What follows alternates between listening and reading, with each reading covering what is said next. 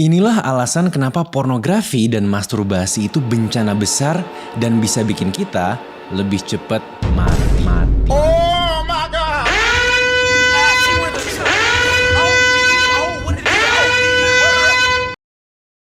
Gimana caranya stop Hai kecanduan guys, nonton ketemu film lagi porno? sama gue, Di Rizky video dari sebelumnya gue Spotify. ngebahas Dan bahaya kali kecanduan ini nonton gue film bakal porno ke bahas otak kita. Jadi ini penting banget guys kita bahas. Pertama-tama mau memperluas masuk yang susah. Jadi gue gampang guys yang Aduh mampus coba gue nonton mati nih gue. Ntar Rio nonton nih.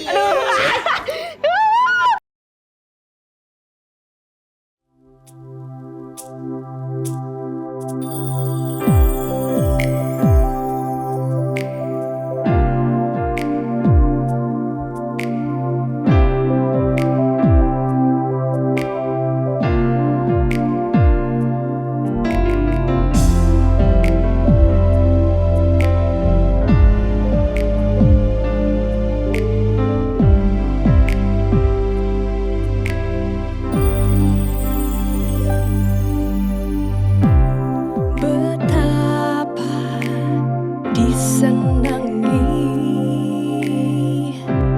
tempat kediamanmu, jiwaku hancur merindukan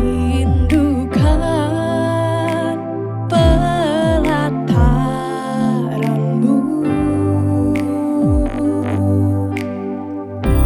Satu yang ku pinta, diam di rumahmu dan terus menerus memuji Engkau. Itu bahagiaku.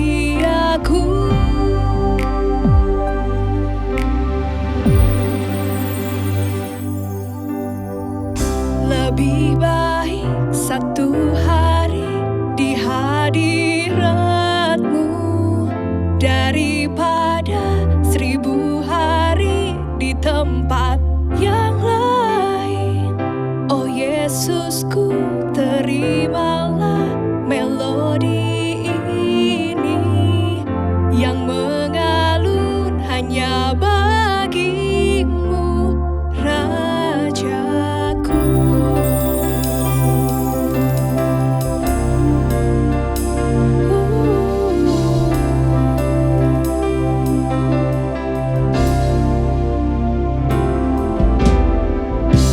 Satu yang ku pinta,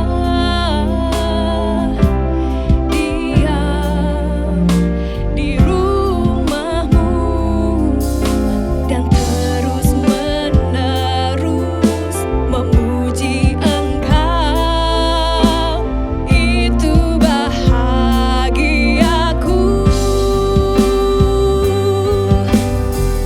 Lebih baik satu hari di hadiratmu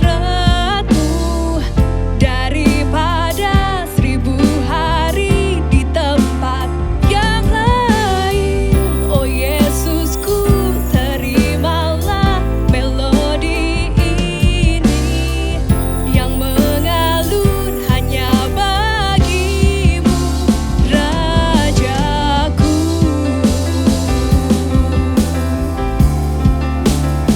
Kau Rajaku.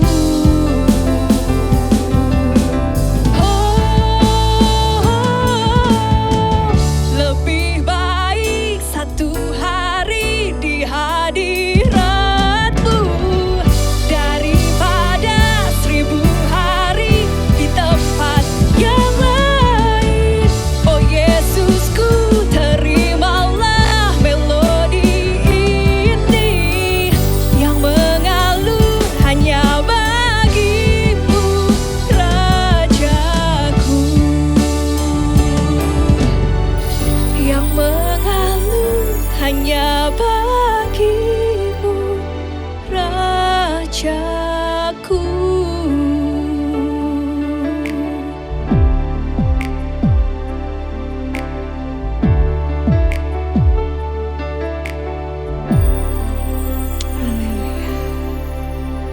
Mari kita sama-sama berdoa. Tuhan Yesus yang baik, terima kasih.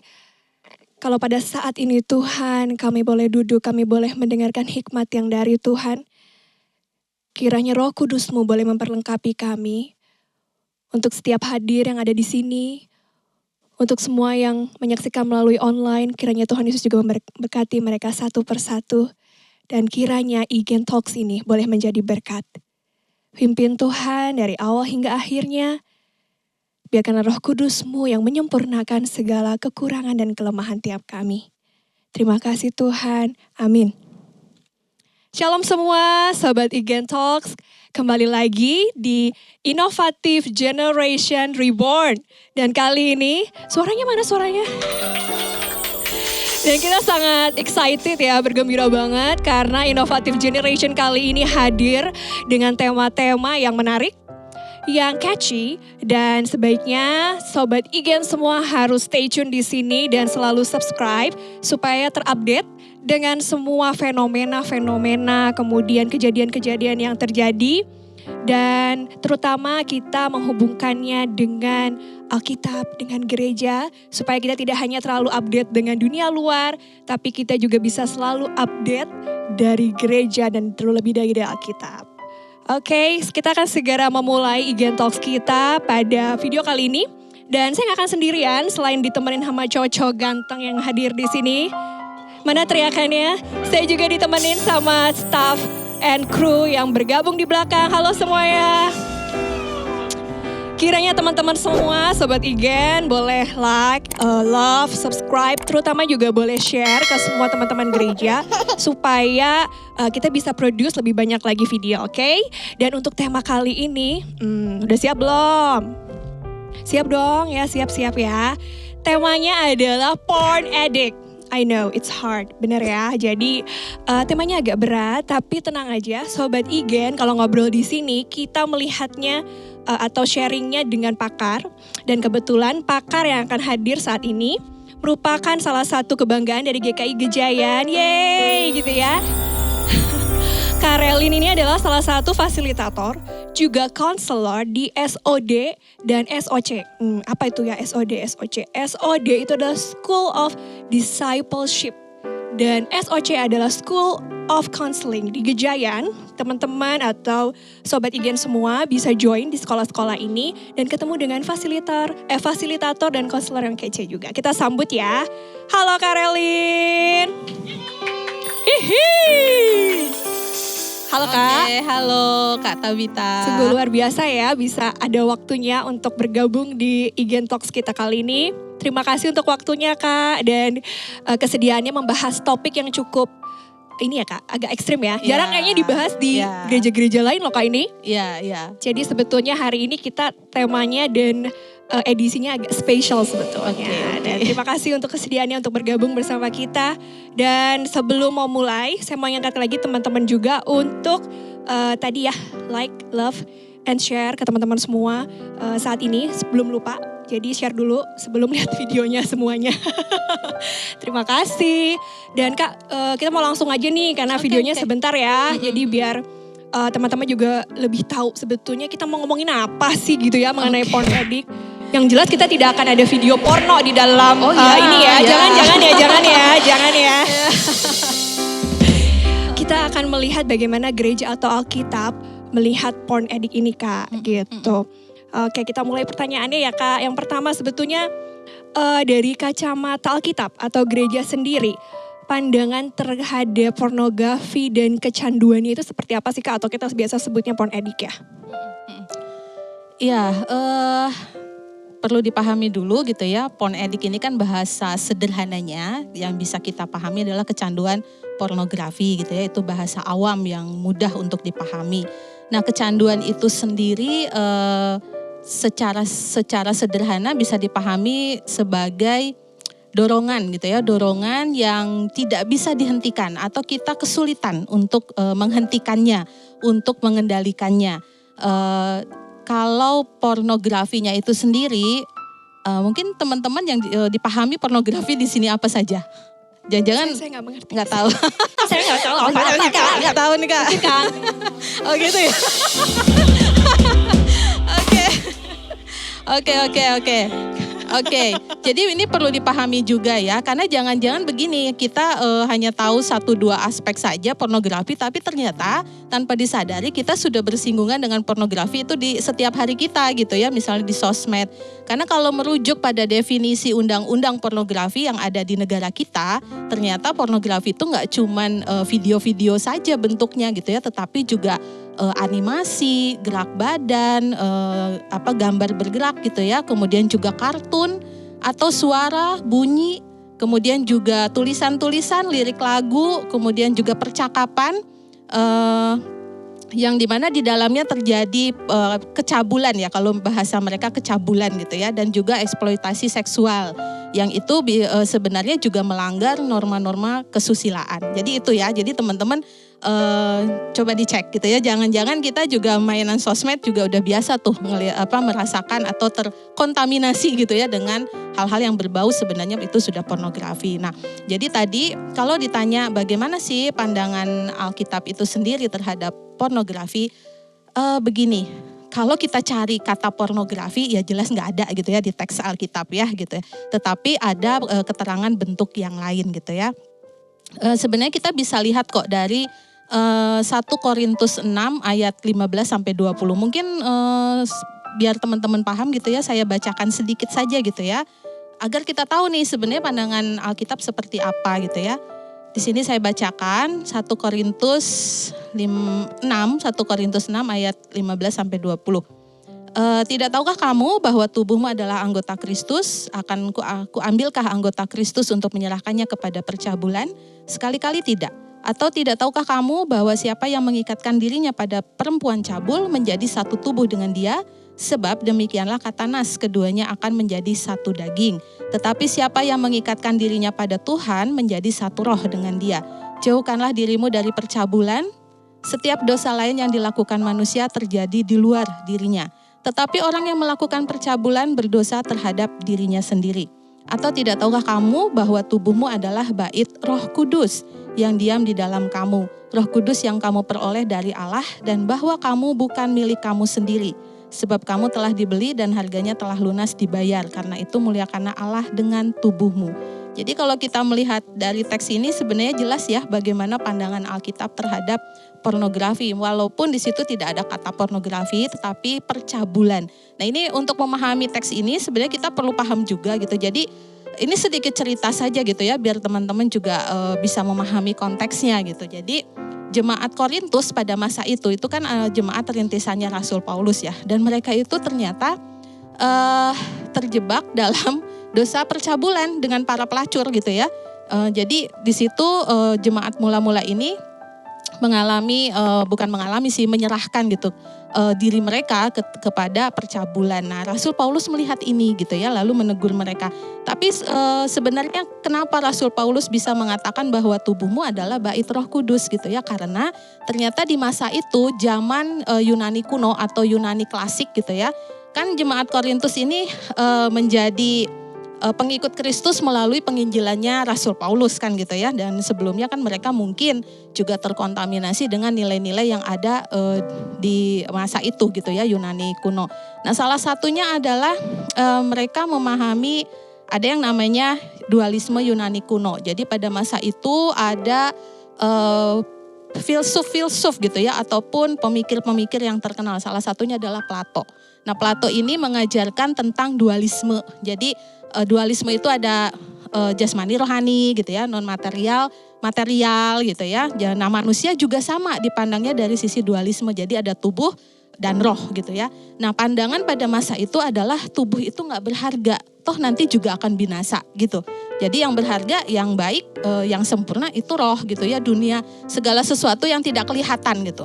Sementara kalau tubuh itu dianggapnya itu buruk, kurang sempurna, kan nanti juga binasa gitu ya, tidak kekal. Sementara roh itu kekal. Makanya orang Korintus pada zaman itu menganggap karena tubuh itu tidak berharga, maka mereka bisa sesuka hati gitu. Makanya mereka mengatakan segala sesuatu diperbolehkan kan gitu. Makanya di sini Rasul Paulus bilang ya, segala sesuatu memang diperbolehkan tetapi tidak semuanya berguna kan gitu ya. Bahkan di endingnya Rasul Paulus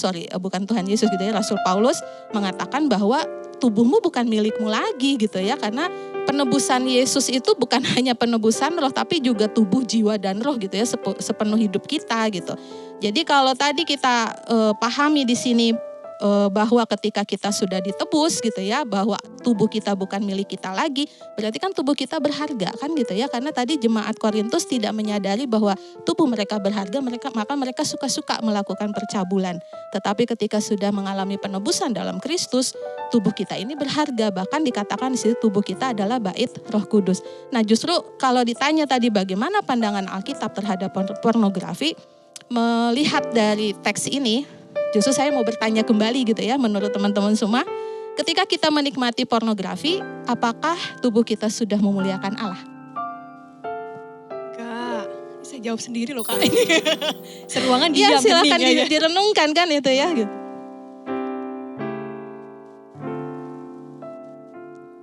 Oke. Ya.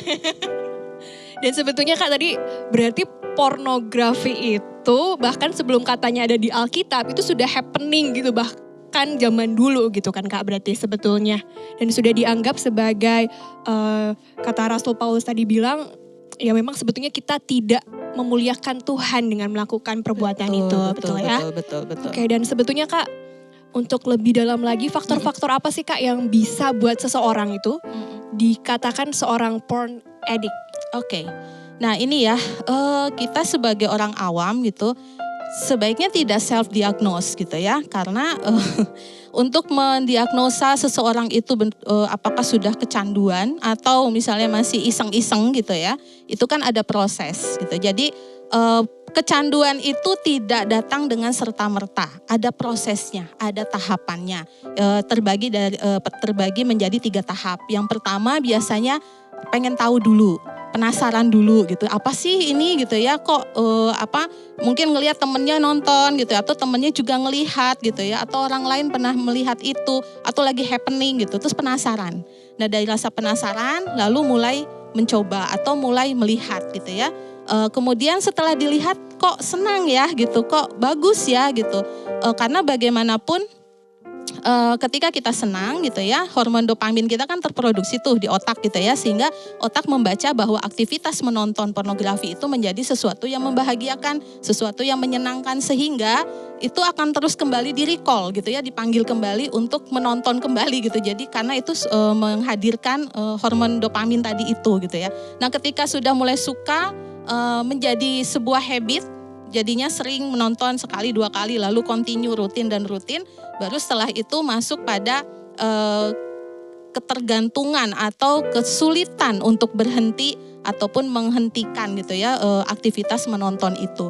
Jadi tadi kalau ditanya bagaimana faktornya, yang pasti yang pertama adalah kemudahan akses toh berarti, karena kan dari rasa penasaran, kok pengen nonton ya, kayak apa sih isinya misal gitu, ternyata ada akses yang mudah ya, akhirnya bisa mencoba melihat dulu gitu, kemudian menyukai.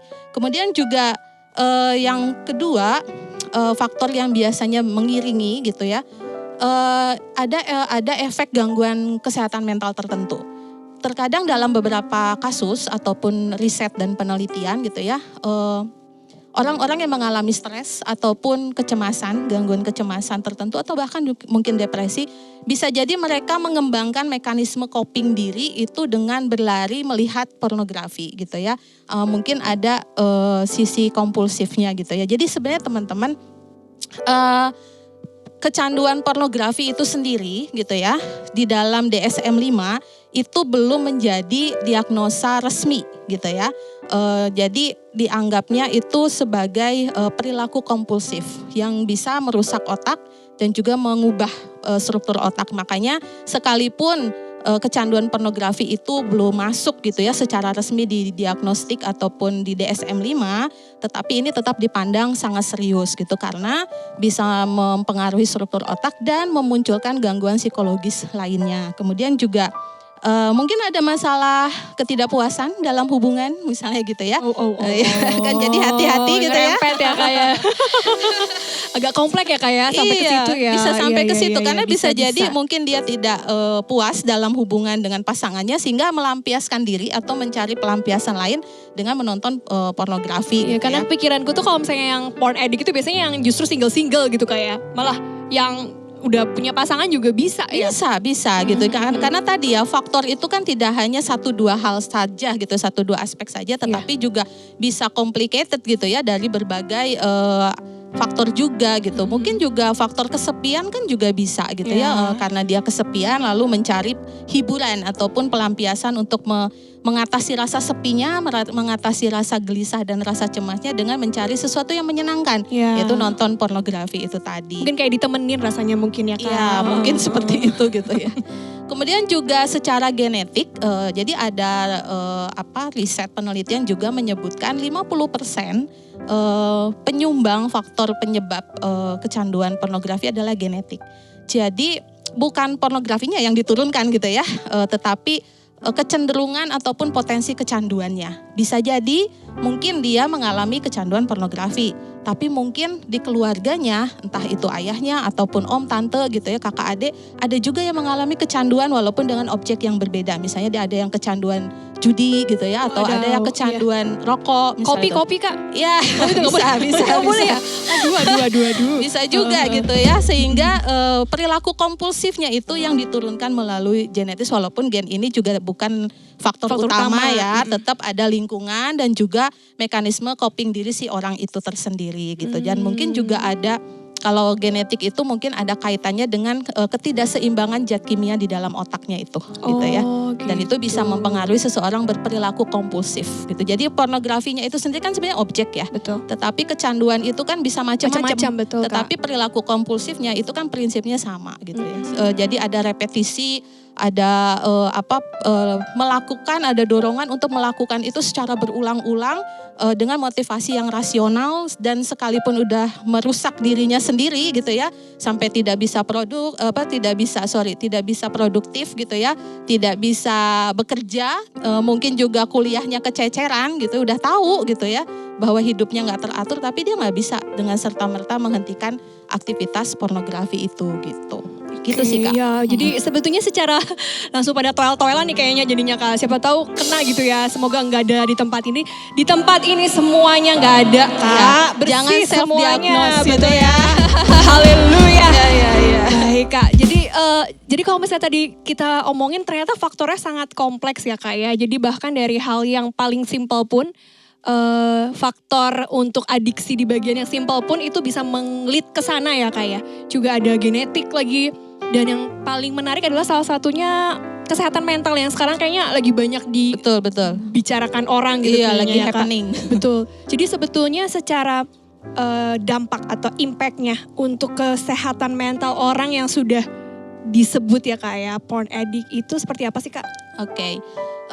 Dan perlu digarisbawahi juga gitu ya, untuk mendiagnosa bahwa seseorang itu kecanduan atau tidak, itu bukan kita yang bisa mendiagnosnya gitu jadi ya. harus ke dokter dulu Kak atau gimana Iya, Kak? ke tenaga profesional kesehatan mental, entah itu psikiater, psikolog ataupun konselor gitu ya, sehingga setelah melalui assessment gitu ya, nanti akan disimpulkan apakah dia sudah dikatakan adiksi atau kecanduan, atau sebenarnya ini masih dalam tahap yang cukup wajar tetapi bisa istilahnya tuh dipulihkan gitu ya, agar kebiasaan itu bisa dihentikan gitu. Jadi jangan sampai kita mendiagnosa diri sendiri ataupun mendiagnosa orang lain gitu ya, karena itu hanya yang bisa mendiagnosa hanya tenaga profesional kesehatan mental. Oke. Tadi dampaknya apa gitu ya. Yang pertama dampak terhadap fisik jelas gitu ya. Karena tadi riset sudah membuktikan bahwa porn addict ini bisa merusak ataupun mengubah gitu ya struktur di otak. Terutama bagian otak prefrontal cortex gitu ya. Jadi ada penelitian melihat orang-orang yang mengalami kecanduan pornografi, bagian otak prefrontal cortexnya itu mengecil gitu ya, dan juga mengalami kerusakan gitu. Itu bisa buat apa Kak? Iya, fungsi prefrontal cortex ini untuk pengambilan keputusan gitu ya, pengendalian diri gitu ya, kemudian juga untuk pengendalian emosi itu juga berpengaruh di situ, sehingga orang-orang yang mengalami kecanduan ini jangan heran kalau mereka juga pada akhirnya sulit membuat keputusan yang bijaksana, sulit sekali untuk mengendalikan diri ataupun dorongan-dorongan di dalam dirinya gitu ya. Dan juga dia tidak mampu memecahkan masalah. Jadi misalnya biasanya kalau untuk anak seumuran dia misalnya gitu ya mengerjakan PR matematika bisa gitu ya, tetapi karena dia sudah kecanduan, bagian otaknya ada yang terganggu karena kecanduan itu, soal matematika termudah aja dia nggak akan mampu gitu. Ini ngeri ya, kalau matematika berarti ngomonginnya anak SD loh Kak. Bisa jadi. Oh gitu ya. Karena ini bisa terjadi pada siapapun ya, nggak cuman anak-anak muda saja loh yang bisa gitu ya, anak-anak sobat-sobat yang Igen, di bawah umur ya. pun mungkin kalau dia lingkungannya Ya paparannya ya Kak ya, gitu betul, ya. betul, Apalagi betul. sekarang sosmed kan tidak ada filter Betul, ya Kak. iya, betul. Semua bisa menggunakan gitu. Jadi tadi dampak fisiknya itu Iya. ya. Kemudian juga menjadi kalau bagi yang sudah sudah berpasangan, Udah kesawa dulu Kak. yang Oke, sudah oke, oke. berpasangan Oh, gitu ya. ya, ataupun nanti ketika Mungkin ini menikah. Kak, ini yang sudah berpasangan sudah ini. berpasangan. Ya, yang Hati-hati gitu ya, karena kecanduan pornografi ini bisa membuat seseorang jadi menjadi lebih lamban dalam merespon seksualitas ataupun rangsangan seksualitas nantinya gitu ya, karena sudah terbiasa melihat tayangan-tayangan ataupun pornografi. Jadi lebih sulit terangsang secara langsung dalam aktivitas seksual bagi yang sudah karena terbiasa nanti. dari tayangan itu ya Kak Betul, ya. betul. Dan bahkan ada beberapa penelitian menyebutkan bisa beresiko kalau bagi laki-laki gitu ya, mohon maaf, itu bisa mengalami impotensi nantinya gitu ya. Ya gitu ya.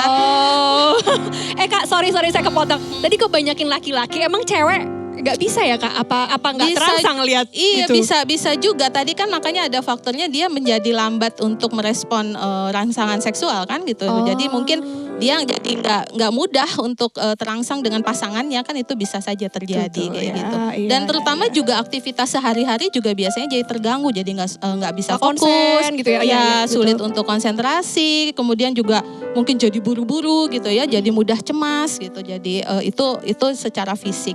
Nah kalau secara mental tentu saja dia menjadi kehilangan kepengendalian diri gitu ya. Kemudian juga gelisah, cemas, berlebih kalau keinginan untuk menonton pornografinya tidak diwujudkan gitu ya. Jadi jadi semakin cemas lagi gitu ya. Kemudian juga bisa mengarah ke penggunaan obat-obatan berbahaya juga nantinya gitu kan, secara mental. Jadi yang tadinya dia sudah punya gangguan kecemasan, copingnya menonton pornografi, akhirnya juga malah menjadi semakin cemas ketika keinginan itu tidak terwujud misalnya gitu ya. Nah dampak sosial juga gitu ya, dampak sosial jelas merusak hubungan dengan pasangan, apalagi kalau kita memaksa pasangan, ini pasangan yang sudah resmi ya, maksudnya sudah menikah, sudah guys. menikah ya, gitu yang ya. sudah menikah. Tolong digarisbawahi Iya. gitu ya. Itu misalnya memaksa pasangannya untuk mewujudkan imajinasi atau ekspektasi seksualitasnya harus dia. sama kayak Ya, dia. nah kalau Iya, misalnya iya. ternyata nggak bisa, lalu dia bisa melakukan kekerasan misalnya gitu ya, atau bisa juga menjadi merusak hubungan dengan pasangan itu sendiri. Bahkan kalau yang ekstrim bagi yang tidak menikah ataupun sudah menikah gitu ya, kalau mengalami kecanduan ini bisa berpotensi juga dia melakukan pelecehan ataupun kekerasan seksual, terutama pada orang-orang yang dia pandang lemah. Jadi Aduh. segitu serius ya. Iya, betul, Jadi Kak, tadi betul. walaupun dia tidak masuk dalam DSM-5 tapi ini tetap dipandang serius gitu. Betul. Karena dampaknya bisa kemana-mana. Iya, jadi setelah mendengar ini jadi agak merinding ya Kak ya, bulu kuduk semua.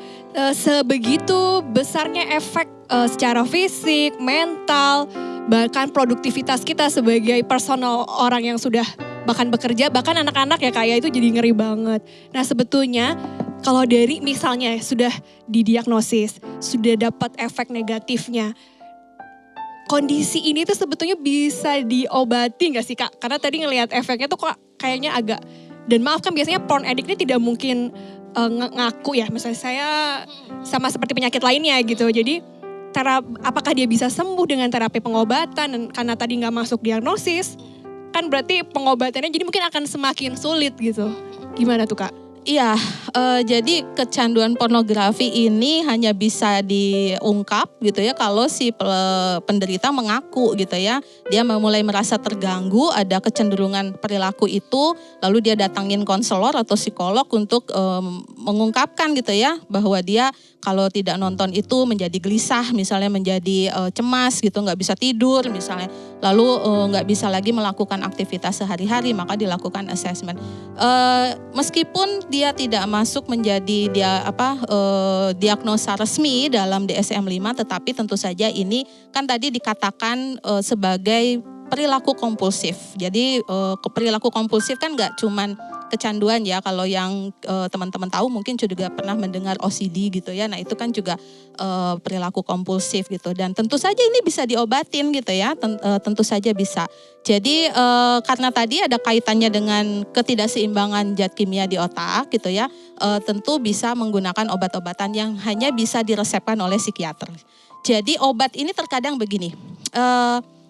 Karena dia sudah kecanduan. Lalu kecanduan itu ternyata ngefek gitu ya, mengubah struktur di dalam otaknya, serotoninnya menjadi lebih rendah misalnya gitu. Sehingga itu mau gak mau harus dikasih obat untuk memperbaiki struktur otak itu gitu ya. Meningkatkan serotonin, untuk apa? Serotonin itu untuk mengendalikan dorongan seksual yang mungkin dia kesulitan untuk mengatasi itu. Jadi bisa, itu mau gak mau itu harus obat gitu ya. Dan kalau sudah pakai obat juga gak apa-apa kok gitu ya. Dan jangan sampai menghentikan pengobatan itu sendiri. Jadi banyak tuh yang udah minum obat nggak cocok berhenti sendiri. Jangan, karena itu nanti malah dampaknya bisa lebih parah gitu ya. Karena udah mengatur kimiawi tubuh betul, ya. Betul. Jadi kalaupun ada efek samping dan segala macam didiskusikan dengan psikiaternya gitu ya. Sehingga nanti psikiater itu sendiri yang akan menurunkan dosis atau mengganti obat gitu ya. Dan sebenarnya juga kalau bisa kan penyemulihan itu komprehensif ya gitu. Jadi ada beberapa hal. Tidak hanya obat tetapi juga mungkin dia mendapatkan psikoterapi gitu ya. Jadi untuk mengubah pola pikir gitu ya, paradigma dia, juga untuk mengatasi gangguan-gangguan psikologis yang menyertai itu gitu ya, menyertai kecanduannya itu.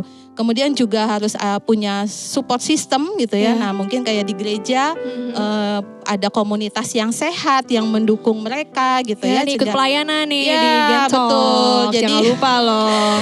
Tidak bersama sendirian kita, gitu betul. ya. Jadi nggak kesepian, selalu terhubung dengan teman-teman sepelayanan misalnya, ataupun terlibat aktivitas-aktivitas di gereja gitu ya. Nah itu tentu bisa menjadi salah satu cara orang itu untuk pulih. Dan terutama spiritualitas juga ya, dijaga bagaimana membangun relasi dengan Tuhan gitu kan. Sehingga itu juga penting. Jadi kalau kita melihat pemulihan itu secara fisik, secara biologis dari obat-obatan itu tidak masalah gitu ya. Kemudian juga secara mental ada psikoterapi, ada konseling gitu ya. Jangan ragu untuk konseling. GKI Gejayan punya layanan konseling itu, bisa dimanfaatkan gitu ya teman-teman.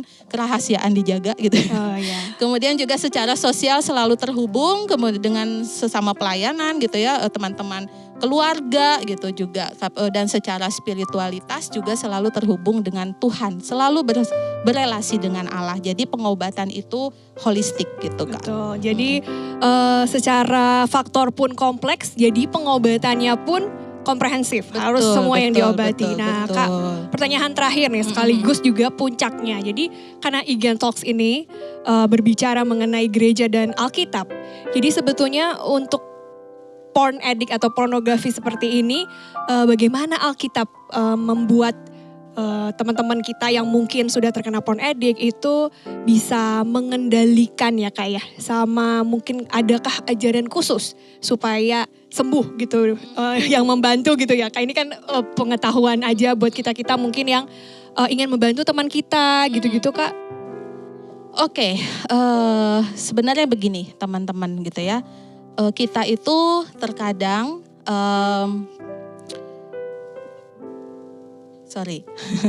kita itu terkadang gitu ya, tahu firman Tuhan, kita juga melakukan menyembah Tuhan gitu, tetapi kita nggak kenal siapa Tuhan kita gitu ya.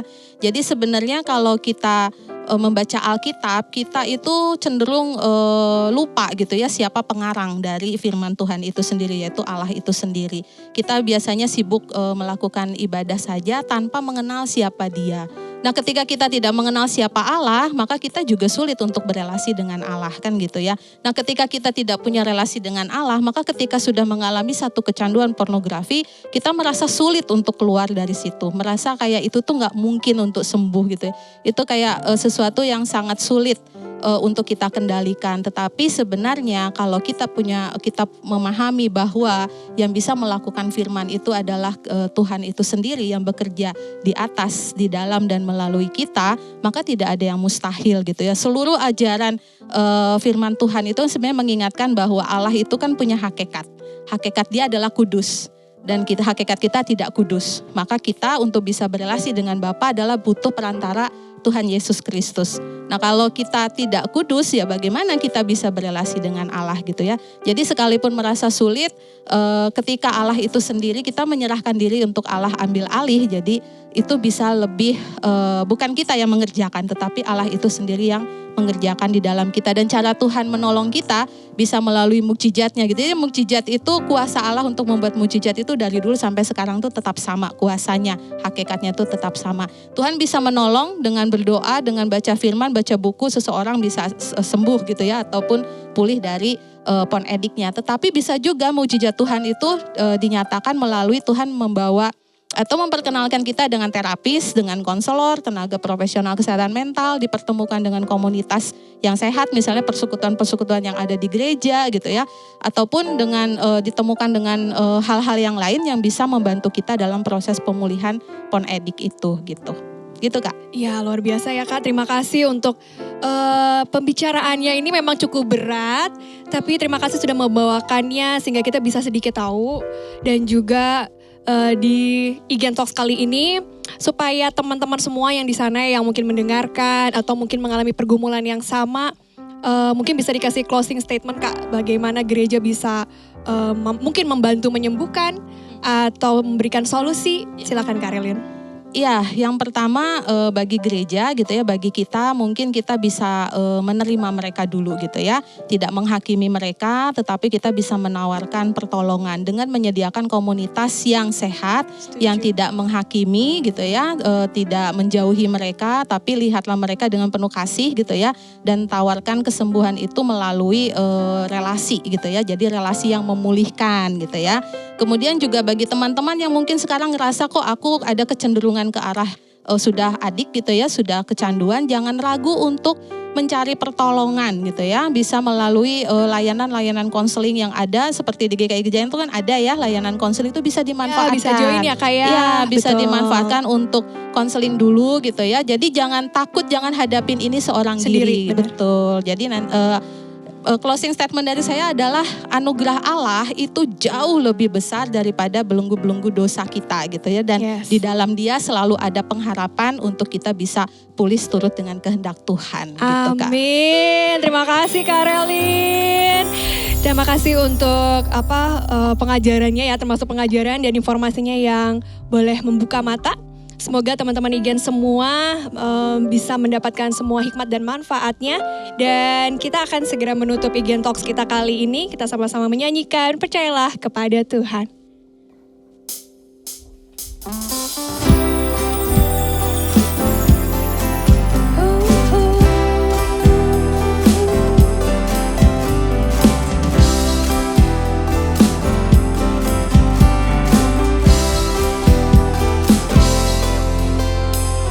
Percayalah kepada Tuhan dengan segenap hatimu dan jangan bersandar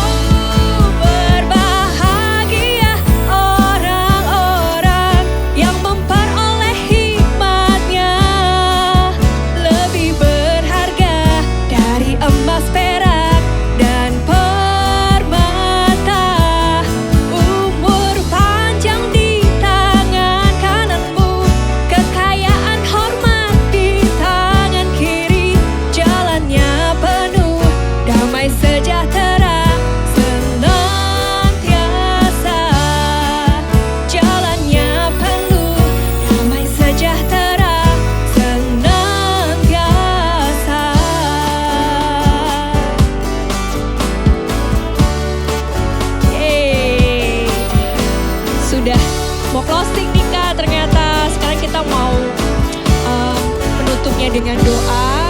Mohon didoakan juga buat teman-teman Igen yang sudah join kita pada hari ini. Dan untuk semua yang boleh terlibat juga di produksi ini. Mari silahkan Kak. Oke. Mari teman-teman kita berdoa. Tuhan, kami mengucap syukur untuk Igen Talks yang boleh terjadi dan terlayani ya Tuhan pada hari ini. Kami mengucap syukur untuk setiap teman yang hadir secara online dimanapun mereka berada.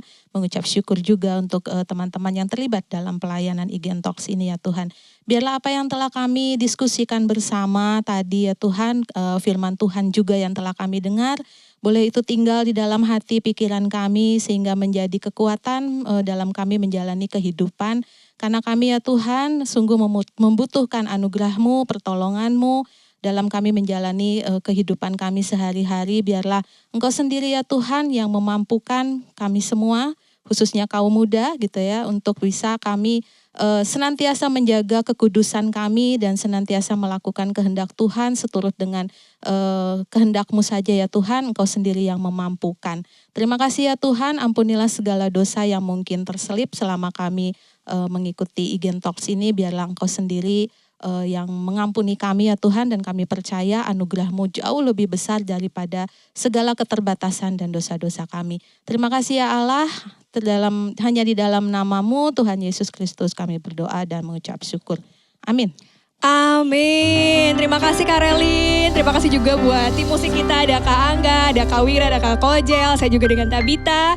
Kita ketemu lagi di Igen Talks berikutnya. Jangan lupa subscribe, like and share. Bye-bye. God bless you.